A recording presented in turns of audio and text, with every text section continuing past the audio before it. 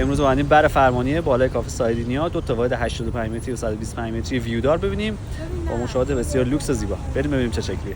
اینجا نما و ورودی ساختمون میشه برای اصلی فرمانیه قبل از چهارراه فرمانیه. اینم ورودی لابی مونه. بریم مشاهده هم ببینیم.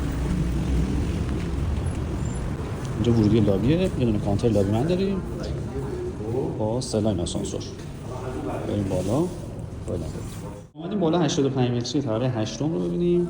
این واحد به سمت شمال، دو تا اتاق داره و همه فضاها به سمت خود بودوار اندرزگوه با این دیدویی بسیار زیبا و جذاب. یه دونه سالن تقریبا 30 متری داریم. یه دونه اتاق 12 متری داریم به سمت برج پارامیس و یه دونه اتاق کوچولو.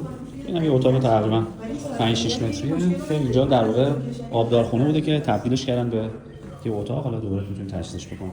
اینجا فضای سرویسه و اینا علاقه فضا.